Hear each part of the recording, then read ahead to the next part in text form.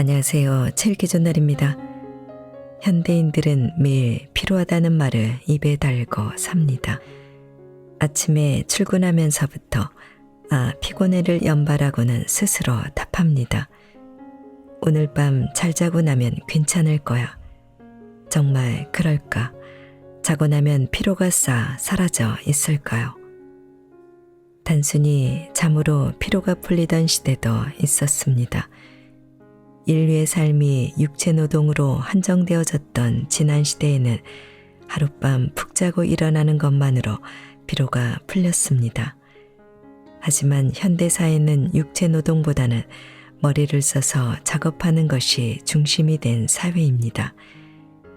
일을 마친 뒤에도 흥분, 긴장 상태가 이어져 일상생활의 리듬이 깨지고 이런 불안정한 생활 리듬이 그대로 피로의 원인이 된 것입니다. 이런 피로의 원인은 잠으로 해결될 수 없습니다. 오늘 소개할 책은 지친 몸을 되살리는 7가지 휴식 전략, 자는 것은 쉬는 것이 아니다. 이 책의 저자는 현대인들은 단순히 잠을 자는 것만으로는 피로가 풀리지 않는다고 주장하며 우리가 알고 있던 소극적인 휴식에서 피로를 100% 풀 수 있는 공격적 휴식 모델로 바꿔야 한다고 말합니다. 이를 위해 책에서는 피로를 풀 수 있는 다양한 방법을 제시하고 있는데요. 그 방법으로 활동, 피로, 휴식의 사이클에 활력을 추가하는 방법, 적극적으로 자신만의 휴식을 찾는 방법 등이 소개되고 있습니다.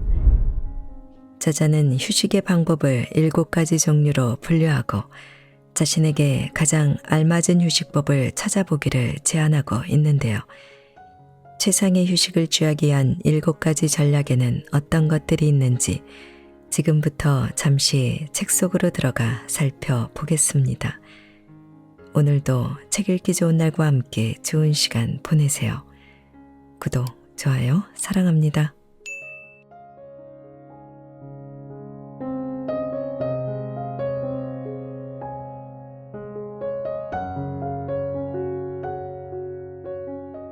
중병으로 이어질 수 있는 피로. 우리는 왜 피로해질까요? 우리는 산소를 마시면서 살아가지만 산소를 들이마셔서 발생하는 불순한 부산물도 있습니다. 이것이 바로 산소 라디칼이라는 활성산소입니다. 활성산소는 세포 조직을 손상시킵니다. 이렇게 손상된 세포를 복원하기 위해서는 복구 에너지가 필요합니다. 그 복구 에너지가 바로 ATP, 아데노신 3인산입니다. 이것은 세포 소기관의 하나인 미토콘드리아에서 만들어지며 우리 몸을 움직이는 원동력으로 일종의 가솔린 역할을 하는데 ATP가 풍족하면 손상된 세포 또한 곧바로 원상복구됩니다. 그러나 체내에 ATP가 고갈되면 복구 능력 또한 상실됩니다. 그로 인해 우리 몸에는 여러 가지 문제가 발생하게 되는데 그중 하나가 바로 피로입니다. 피로를 방치하면 심각한 질병을 일으킬 가능성도 있습니다. 기껏해야 피로쯤이 아닙니다. 피로는 중병으로 이어지는 중요한 징후입니다. 인간의 몸은 크게 신경계와 내분비계, 면역계라는 3가지 제어 시스템으로 나누어져 있습니다. 이 3가지 기능은 상호작용하며 일상생활이 무너지지 않게끔 균형을 맞추고 있습니다.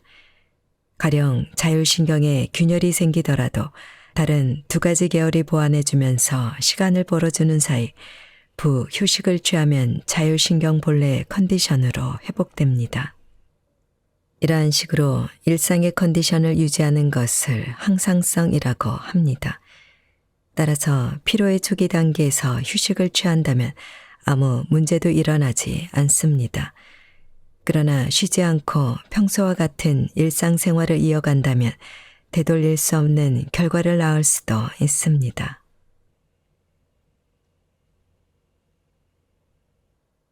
피로를 방치하면 만성 피로가 된다.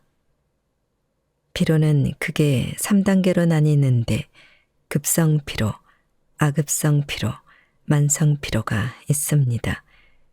급성 피로는 하루 혹은 며칠 정도 푹 자고 나면 회복될 정도의 피로감을 말합니다. 아급성 피로는 자는 것만으로는 회복이 안 되고 피로감이 일주일에서 많게는 몇 달간 지속적으로 나타나는 상태를 말합니다. 피로감이 반년 이상 이어진다면 만성 피로라고 불리는 상태라고 할 수 있는데 만성 피로인 상태에서 만성 피로 증후군으로 진행되는 경우도 있습니다. 만성 피로와 만성 피로 증후군은 같은 거 아닌가요? 라고 질문하는 사람도 있을 테지만 두 증상은 확연히 다른 양상을 지닙니다. 만성 피로는 피로한 상태를 지칭하는 단어입니다. 피로한 원인이 분명하기 때문입니다. 격한 운동을 지속했더니 라든가 최근 일이 좀 많았어 라는 식으로 피로한 이유가 명확할 때는 만성 피로라고 말합니다.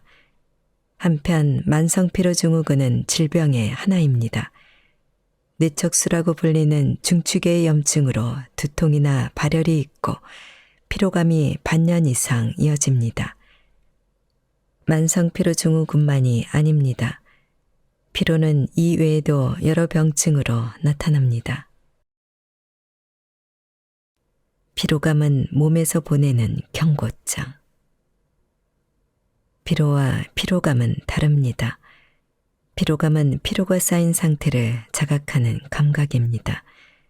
피로감이 생기면 나른함이나 귀찮음을 떠올리고 아무것도 하지 않고 가만히 있고 싶다는 생각이 간절해집니다.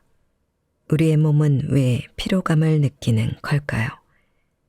피로감은 당신은 지금 상당히 피곤한 상태입니다. 이 이상 몸을 움직이면 위험해요. 지금 당장 쉬어주세요. 라고 하는 경고이기 때문입니다. 만일 몸에서 피로감이라는 위험 신호를 보내지 않는다면 우리는 몸과 마음을 혹사해서 결국에는 병에 걸리고 말 것입니다. 최악의 경우 죽음에 다다를 수도 있습니다. 동물은 피로를 느끼면 본능적으로 움직이지 않습니다. 제 반려견은 산책을 나갔다가 피곤해지면 더는 못 걸어 라는 기색을 보입니다. 그러면 목줄을 아무리 당겨도 그 자리에서 움직이지 않습니다. 움직이지 않는 이유는 간단합니다.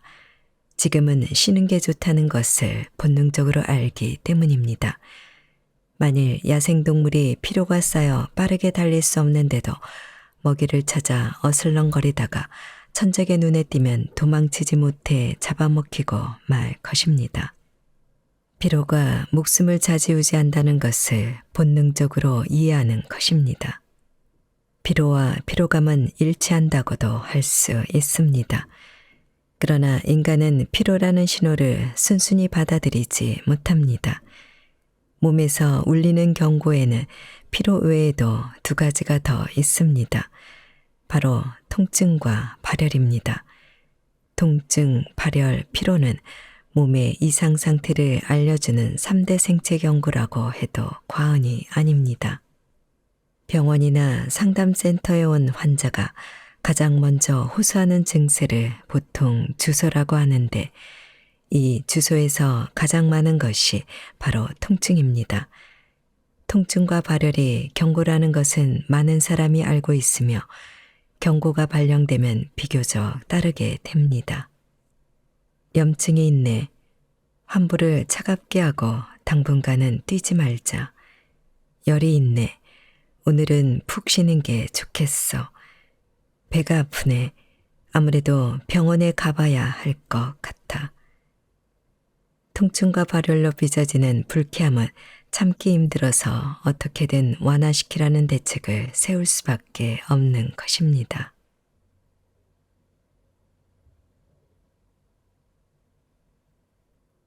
최상의 휴식을 취하기 위한 7가지 전략.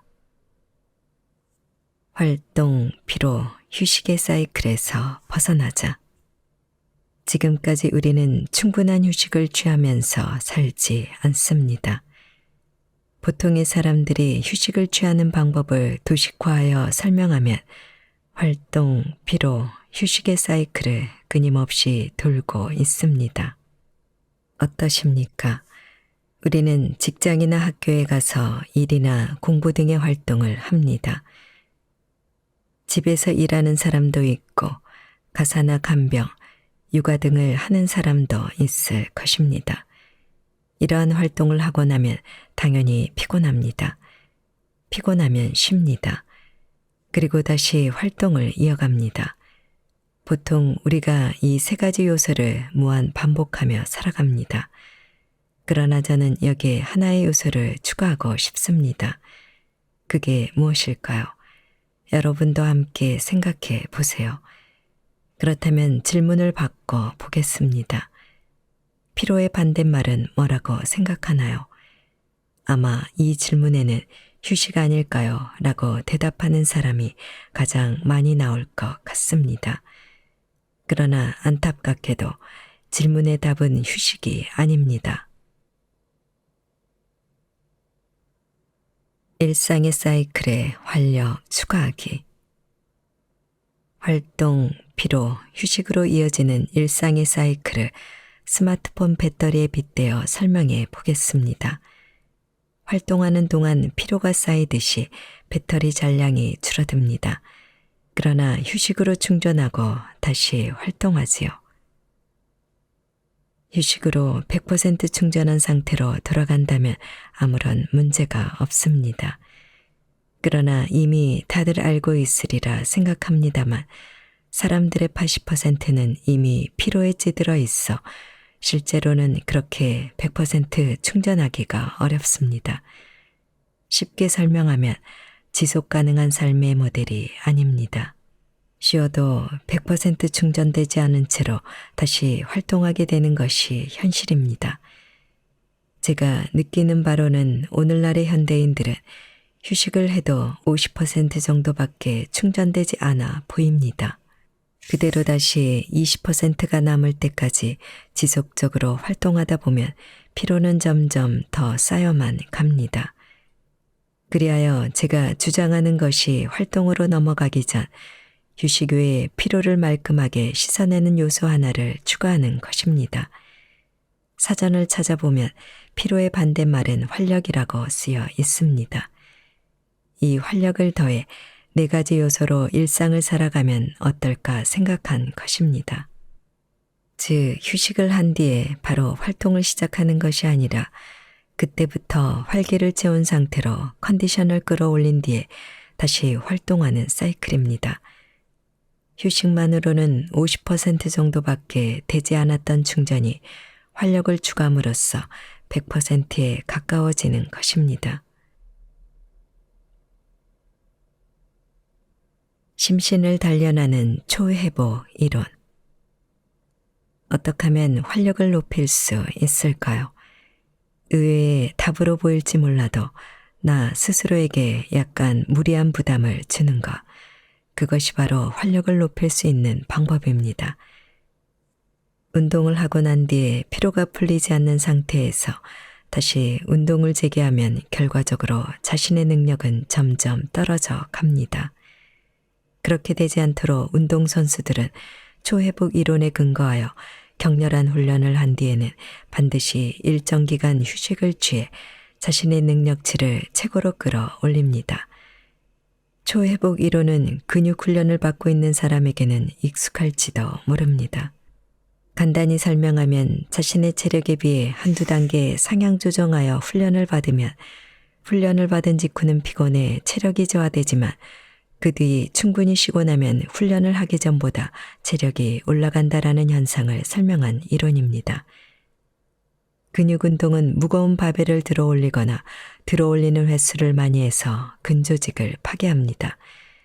그 뒤 48시간에서 72시간, 다시 말해 2일에서 3일은 훈련하지 않고 휴식에 전념합니다. 그럼 훈련 전보다 근조직이 비대해진 것을 알 수 있을 겁니다. 보디빌더들은 이와 같은 훈련을 반복함으로써 단단한 근육을 만듭니다. 물론 초회복 이론이 꼭 운동선수들만을 위한 것은 아닙니다. 직장인, 학생 등 일반인들에게도 꼭 필요한 이론입니다. 스스로에게 무리한 부담 주기. 앞서 활력을 높이기 위해서는 스스로에게 조금 무리한 부담을 주는 것이라고 말했습니다. 피곤이 다 풀리지 않았는데 더 피로를 쌓으라니 말도 안 돼. 이렇게 생각할지도 모르겠습니다. 그러나 적절한 부담을 준 뒤에 다시금 푹 쉬어준다면 스트레스를 주기 전보다 체력이 단련되기 때문에 시험해 볼 가치는 충분할 것입니다. 원래 체력이 10이라면 조금 무리한 부담을 가하는 것으로 체력은 일시적으로 7 혹은 8까지 떨어지지만 회복할 때에는 체력이 11 정도로 오르는 것을 경험할 수 있습니다. 그리고 다음 휴일에 같은 방법으로 훈련하면 회복할 시점에는 체력이 12에 다다를 것입니다.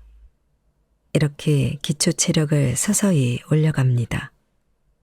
물론 현 시점에서 체력이 바닥난 상태라면 우선은 피로도가 0에 가까워질 수 있도록 푹 쉬는 것이 급선무입니다. 그 이상 부담을 더한다면 그야말로 감당하기 어려운 부담으로 받아들일 거예요. 갑자기 무리하지 않도록 주의합니다. 피로감이 남아있더라도 다소 마음의 여유가 있거나 체력이 완전히 충전된 상황은 아니더라도 아직은 시도해볼 여유가 있는 몸 상태라면 평소보다 조금 무리한 정도의 부담을 주는 것은 나쁘지 않습니다. 그리고 나서 푹 쉬면 됩니다. 필요하면 쉬면서 나 스스로 귀찮게 구는 것. 이것이 활력을 높이는 포인트입니다. 이미 여러 번 당부했지만 휴식만으로는 50% 정도밖에 충전할 수 없어도 활력을 더한다면 100% 충전에 가까운 수준에 다다를 수 있습니다.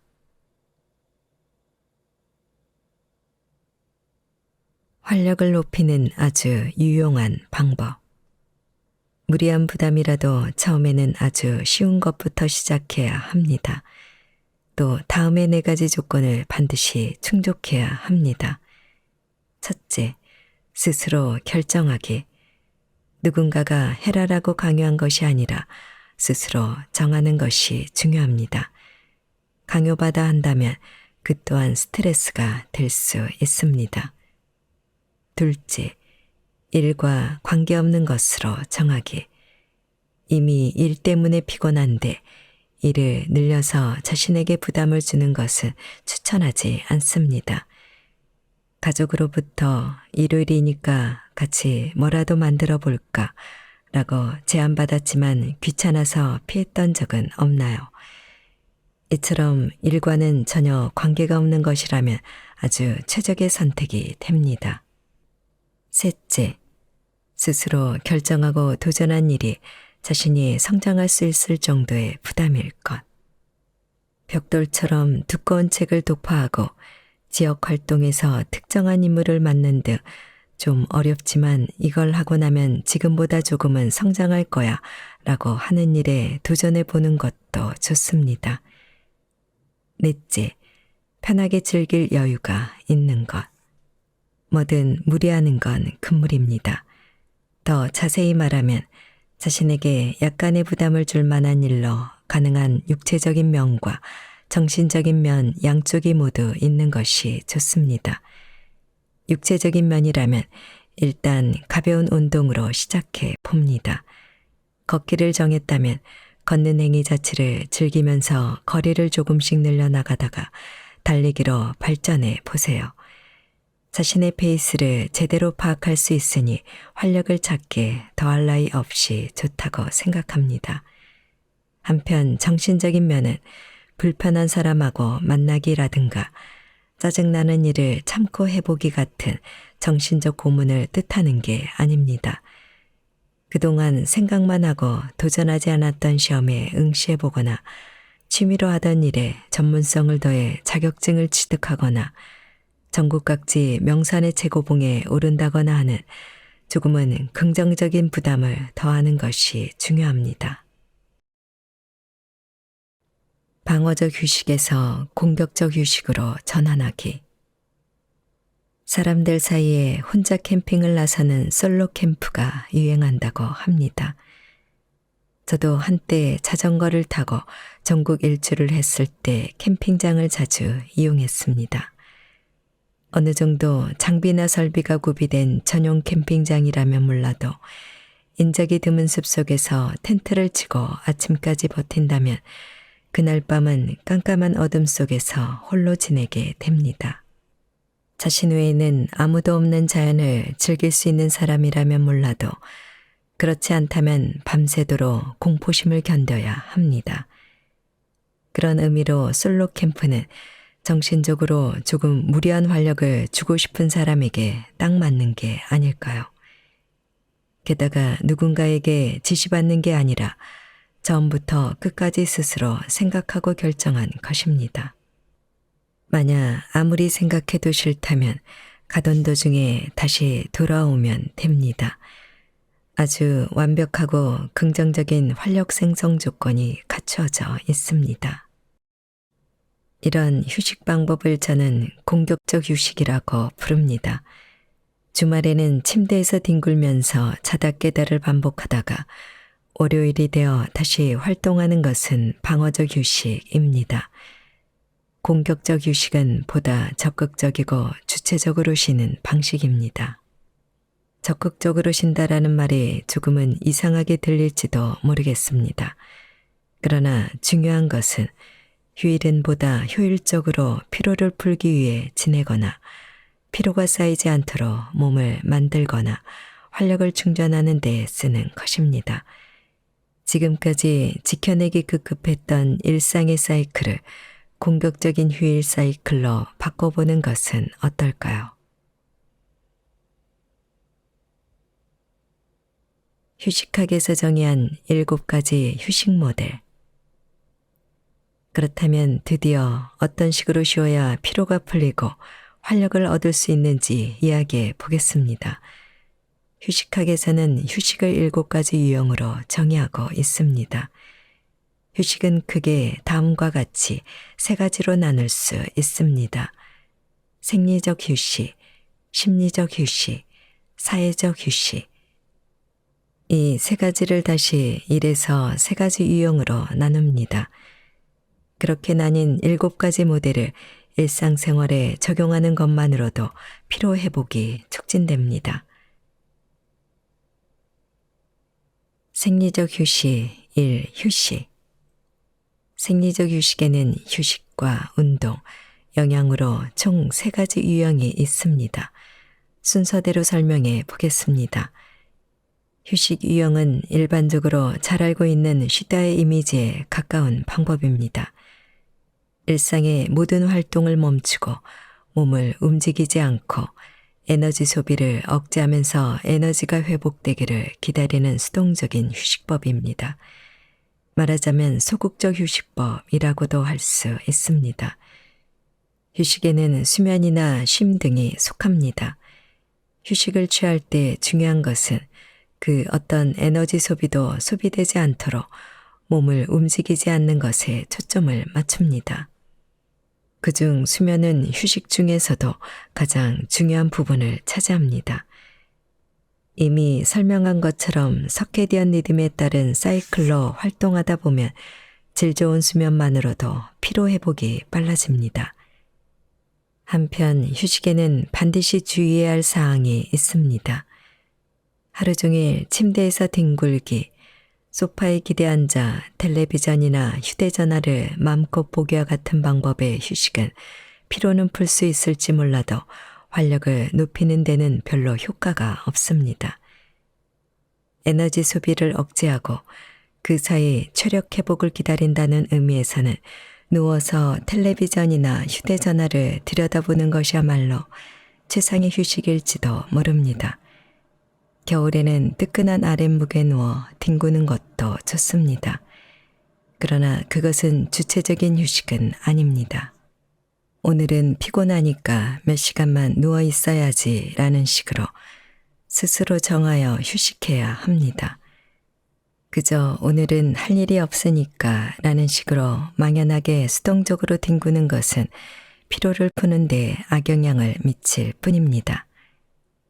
활동과 활동 사이에 잠시 체력적인 피로를 풀기 위해 잠시 누워있는 것은 좋지만 할 일이 없으니까라든가 평일 내내 피곤했으니까라는 식으로 게으름을 피우며 지낸다면 결국 피로는 풀리지 못한 채 휴일이 끝나버리고 말 것입니다. 수면도 마찬가지로 수면 부족을 해소하기 위해 짧은 낮잠을 잔다거나 평소보다 조금 늦게 일어나는 계획을 세워 실행하는 것이 좋습니다. 생리적 휴식이 운동. 운동과 휴식은 정반대의 개념이 아닌가라고 생각할 수도 있지만 휴식학에서는 운동을 휴식의 일종으로 봅니다. 적절한 운동을 하면 피로 회복에도 도움이 되기 때문입니다. 아무것도 하지 않고 가만히 있는 것보다는 운동을 하는 편이 피로가 풀립니다. 운동으로 휴식하는 유형은 적극적인 휴식이라고 부를 수 있습니다. 주체적으로 쉴 방법으로 운동을 택한 것으로 공격적 휴식으로 추천합니다. 운동을 하면 혈류의 흐름이 원활해지고 세포 하나하나에 산소와 영양을 제대로 공급할 수 있습니다. 그로 인해 노폐물 제거가 촉진되고 림프구의 흐름 또한 좋아지기 때문에 피로감을 줄일 수 있습니다. 혈액순환이 좋아지는 건 건강의 기본입니다.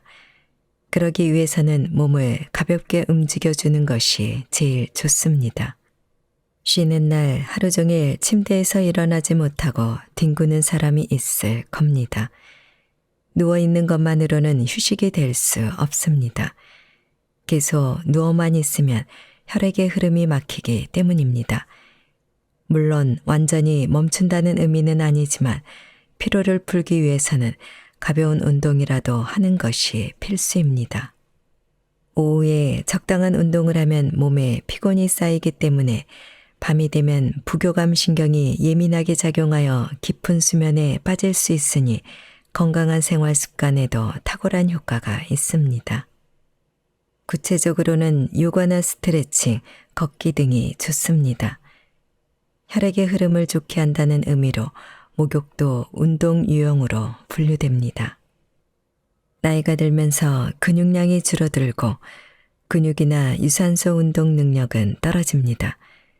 근육통이나 건초염이 발생하는 등 근육이 줄어서 움직임에 장애가 생겨 나타나는 증상을 사르코페니아라고 합니다. 노화로 인한 증상이다 보니 특별한 조치를 취할 방법은 없지만 그렇다고 사르코페니아가 되기를 기다리고 있을 수만은 없습니다. 나이가 들어도 운동을 하면 근육을 기를 수 있다는 것은 잘 알려져 있습니다. 독일에서는 한 자세로 쭉 있다 보면 몸 마디마디에 녹이 슬어 움직이지 못하게 된다 라든가 남은 삶을 건강하게 보내기 위해서라도 몸을 움직입시다 라고 운동을 독려합니다. 생각해보면 정말 맞는 말 같습니다. 물론 몸에 피곤이 쌓일 정도로 과한 운동을 하면 대래 역효과가 날 수 있습니다. 어디까지나 가볍게 몸을 움직이는 것이 중요합니다. 목욕물의 수압이 휴식이 된다. 목욕도 운동 유형이라고 했습니다. 많은 사람이 목욕을 하면 피로가 풀린다는 걸 실감하고 있습니다. 하지만 어째서 목욕을 하면 피로가 풀리는 것일까요? 그것은 뜨거운 물에 몸을 담그면 혈액순환이 촉진되기 때문입니다. 이를 좀 더 자세히 설명하면 혈액의 흐름과 함께 노폐물이 제거되면서 산소와 영양이 각 세포로 운반되어 피로가 풀리게 됩니다. 그뿐만이 아닙니다.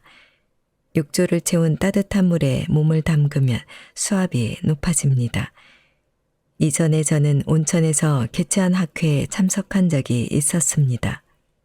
그곳에서 얻은 정보에 의하면 뜨거운 목욕물에 몸을 담그면 몸에 가해지는 수압은 몸 전체로 계산하면 350kg이나 된다고 합니다. 350kg의 수압이 온몸의 피부를 경미하게 압박하는 상태가 되면 특히 발가락처럼 혈액이나 림프구가 막히기 쉬운 곳을 꾹 눌러 줍니다. 그러면 그곳에 멈춰있던 혈액이 심장이나 폐로 돌아가는데 이는 마사지와 같은 효과를 줍니다.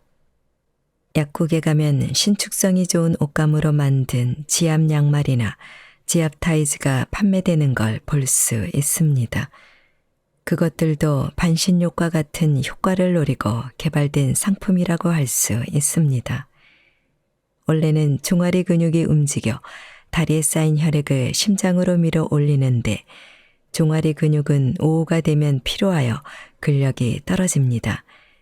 그러다 보니 중력의 영향으로 심장에서 가장 멀리 있는 발에 혈액이 머무르게 되고 그로 말미암아 혈액이 부풀어 올라 발과 종아리가 퉁퉁 부어오르는 이른바 부종 상태가 됩니다. 따라서 다리에서 멈춰있는 혈액을 심장으로 보내기 위해서는 종아리가 활약해야 합니다.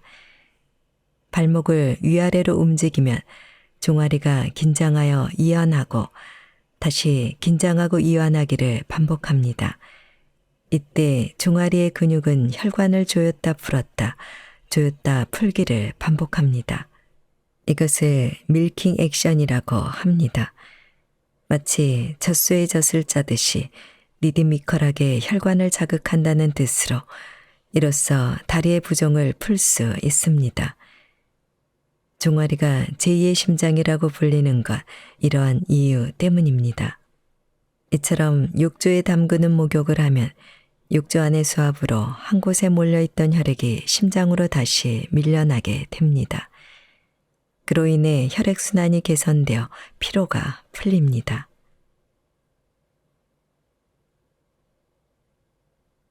피로가 풀리는 물의 온도는 38에서 40도. 사람마다 선호하는 목욕물의 온도가 있습니다. 제가 생각하는 적절한 물의 온도는 38도에서 40도입니다. 그러나 이보다 조금 뜨거운 42도 정도로 물의 온도를 맞추면 열충격 단백질이라는 세포 손상을 막는 단백질이 생성됩니다. 열충격 단백질에 관련해서는 여러 논문이 발표되었는데 40도의 뜨거운 물에 15분간 몸을 담그면 생성된다는 보고도 있습니다. 그러니 몸이 아주 뜨거워질 만큼이 아닌 기분이 좋을 정도의 물에 몸을 담그는 게 좋겠지요. 게다가 42도쯤 되는 뜨거운 욕조에 들어가면 교감신경이 우위가 되어 쉽게 잠이 들기 어렵습니다. 아침에 일어나 반신욕할 게 아니라면 자기 전에는 40도 정도의 물에 15분 들어가거나 더 미지근한 물에서 천천히 반신욕을 즐기는 편이 부교감 신경이 우위가 되므로 추천합니다. 참고로 미지근한 온도의 반신욕은 운동 유형이 아닌 휴식 유형의 휴식이라고 할 수 있습니다. 천연 온천에 들어가는 것도 좋습니다. 온천수에는 피로에 좋은 성분이 들어있다는 것이 과학적으로도 증명되었습니다. 천연 온천에 가면 온천의 종류나 효능이 표기되어 있는데 탄산천이라는 온천수에는 이산화탄소가 함유되어 있습니다. 우리 인간의 몸은 이산화탄소를 피부로부터 흡수하면 혈관이 확장되어 혈액순환 개선에 큰 도움을 줍니다. 라돈이 함유된 곳도 있습니다. 라돈은 방사능이 포함된 방사성 물질인데 방사능이라는 말에 반감을 보일 수도 있을 거라 생각합니다. 하지만 미량의 방사능은 몸에 자극을 주어 황산화 효과나 면역력 향상 등 건강 효과를 기대할 수 있다고 보고되고 있습니다. 이것을 학계에서는 후르메시스 효과라고 합니다. 최근에는 가까운 거리에 당일치기로 다녀올 수 있는 온천 시설이 늘어나 간편하게 온천을 즐길 수 있게 되었습니다. 이러한 온천 여행지가 아니더라도 욕조에 온천 성분이 함유된 입욕제를 넣어보는 건 어떨까요? 평소 좋아하는 향을 골라 넣어보면 반식욕 시간이 더 즐거워질 것입니다. 단 음식을 먹는다고 해서 피로가 풀리지는 않는다. 위장의 80%만 채울 정도로 먹는 것이 건강에 좋다라는 걸 알면서도 스트레스가 쌓이면 과식을 하거나 단 음식이 당기지는 않나요? 이것은 어떻게든 스트레스를 해소하고자 하는 몸의 방어작용, 자기방어 행동으로 볼 수 있습니다.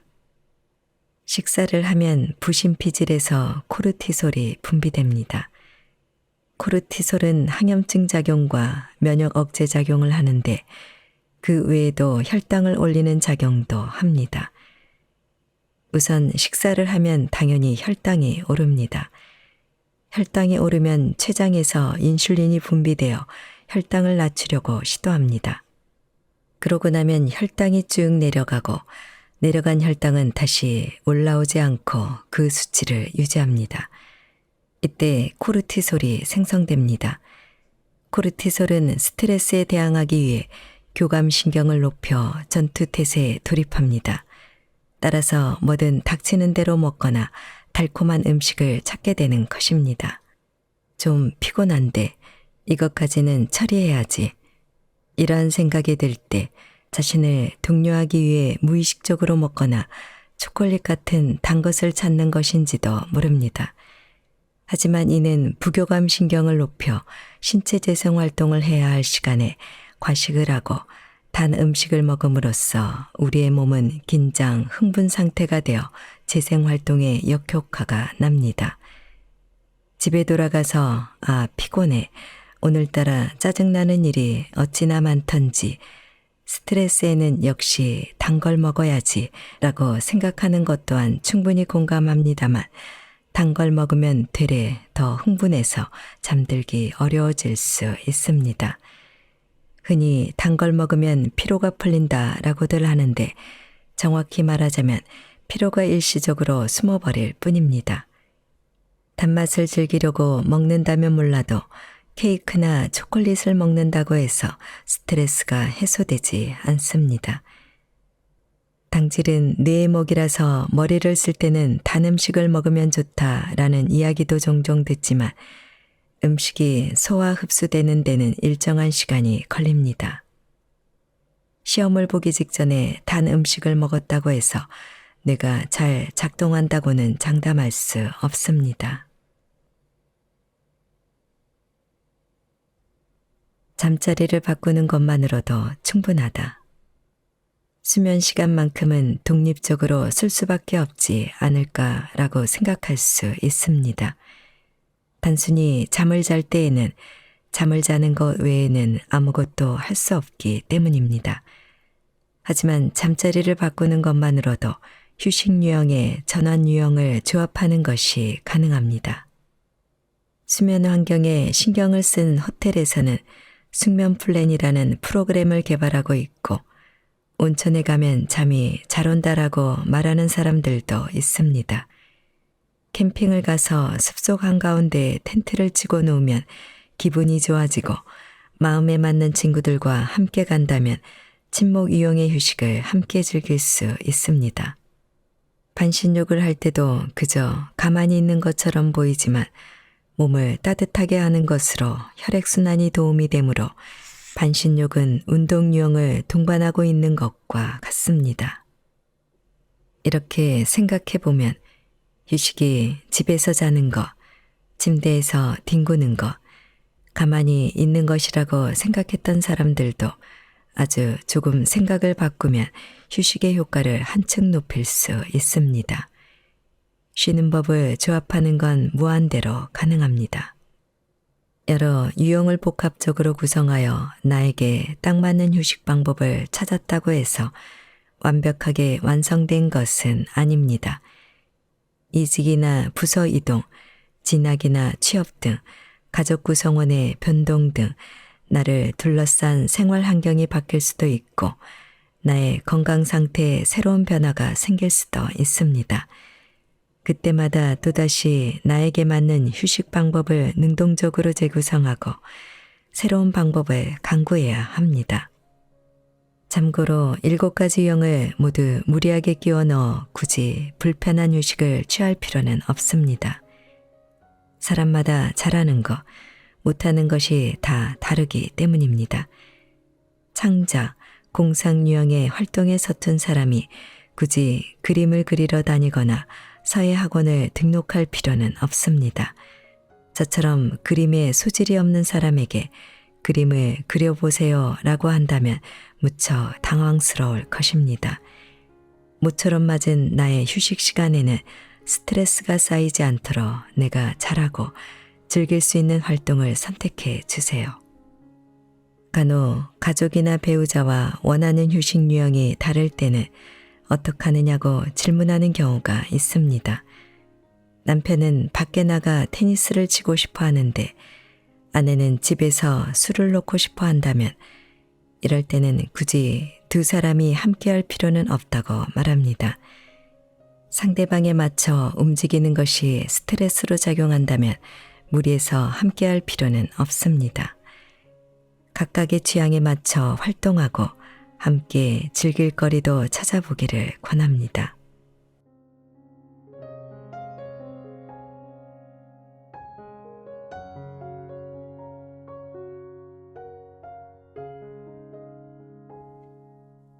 책 읽기 좋은 날 오늘은 여기까지입니다. 안전하고 포근한 시간 되세요. 사랑합니다.